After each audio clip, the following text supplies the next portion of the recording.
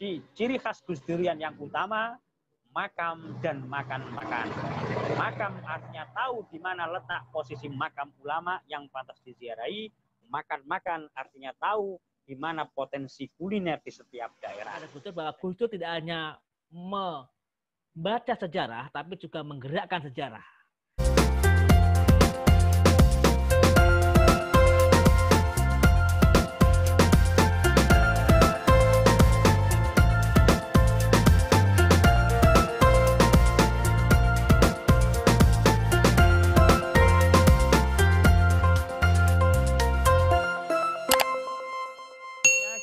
Siapa sosok yang sudah mempraktekkan tiga epistemologi Islam di Indonesia? Saya jawab Gus Dur. Burhaninya kuat, bayaninya kuat, irfaninya juga kuat. Nah ini yang pantas untuk kita tiru sebagai bagian dari Gus Durian itu. Jadi salah satu ciri khas Gus Durian itu ada dua, yaitu makam alias ziarah ke makam. Yang kedua, makan-makan alias tahu warung-warung kuliner enak. Jadi ciri khas Gus Durian yang utama makam dan makan-makan. Makam artinya tahu di mana letak posisi makam ulama yang pantas diziarahi. Makan-makan artinya tahu di mana potensi kuliner di setiap daerah. Saya kira cukup sekian, bisa kita lanjutkan dalam sesi dialog setelah ini. Terima kasih. Bismillah.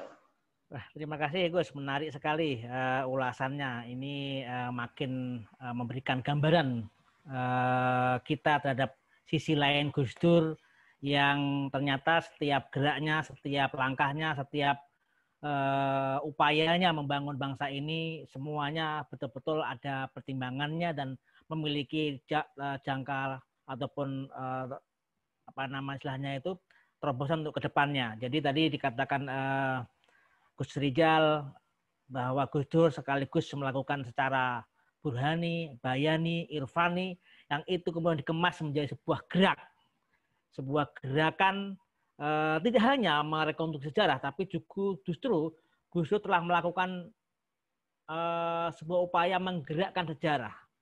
Jadi tidak hanya menggali sejarah, tapi justru menggerakkan sejarah.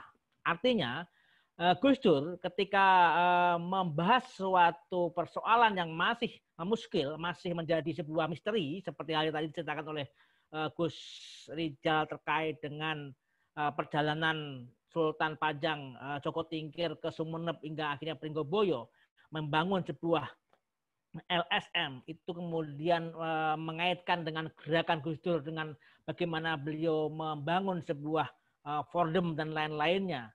Ini menjadi sebuah gerak membaca kepada Gus Dur bahwa Gus Dur tidak hanya membaca sejarah, tapi juga menggerakkan sejarah.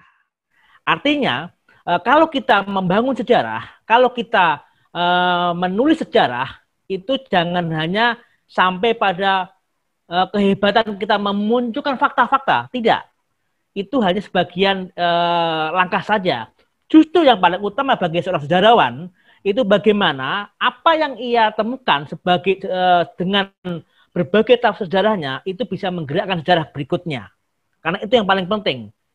Kita membangun sejarah untuk menggerakkan sejarah agar tidak tersesat ataupun agar tidak mengulangi sejarah kebobrokan ataupun keambrukan sebuah kesalahan seperti tadi dijelaskan oleh Mas Rijal tentang kesalahan Sultan Agung. Itu faktual yang tidak banyak orang membicarakan, tapi justru dengan memunculkan tahap sejarah seperti itu, justru ini ingin menggerakkan jangan sampai terulang lagi. Makanya waktu Gus Dur pertama kali diangkat menjadi presiden misalkan, apa yang ingin disampaikan? Bahwa Gus Dur mengatakan bahwa saya hanya meneruskan perjuangan Sunan Benowo.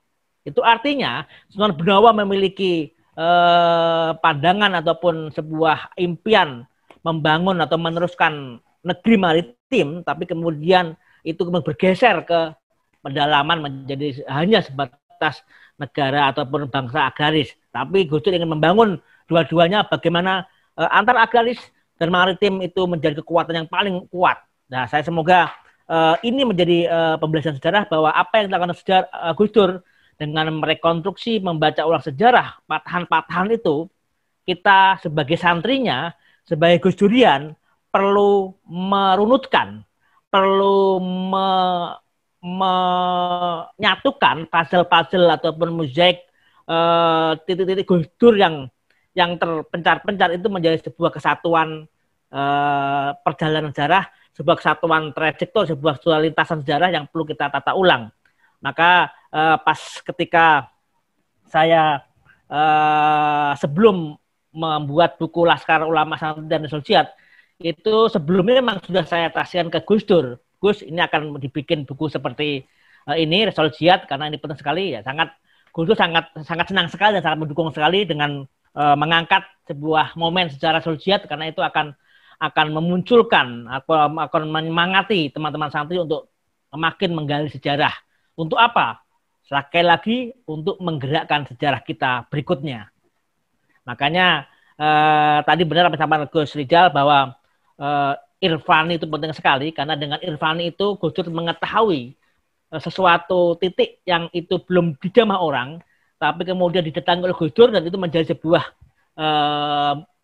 daerah yang ramai, daerah yang akhirnya menggerakkan tradisi, menggerakkan budaya, dan akhirnya menguri-nguri sejarah. Dan itu juga yang dilakukan oleh Habib Lutfi. Kenapa Habib Lutfi di mana-mana selalu membangkitkan, selalu menemukan makam, karena itu artinya Habib Lutfi ingin membangun sebuah masyarakat, ingin membangun sebuah komunitas, dan menggerakkan sejarah itu kepada atau semangat sejarah lagi, meneruskan apa yang dilakukan oleh Gus Dur. Nah, Gus Dur sudah berhasil membangun sebuah teori, membangun sebuah kebanggaan pesantren, sebuah komunitas yang selama masa Orde Lama sampai Orde Baru itu tenggelam dan ditenggelamkan. Tapi ketika Gus Dur mulai memunculkan, itu akhirnya menjadi sebuah kekuatan yang hingga saat ini, itu kekuatan itu juga dinikmati oleh banyak orang, sehingga sampai munculnya politik Islam yang sangat bervariasi saat ini. Dan kita sebagai pesantren ataupun santri perlu juga meluruskan sejarah yang sesuai dengan tracknya. Saya kira kita perlu banyak sekali masukan ataupun tanggapan dari teman-teman pemirsa di sini. Saya persilahkan kalau ingin memberikan sebuah tanggapan ataupun informasi terkait Gus Dur, saya persilahkan.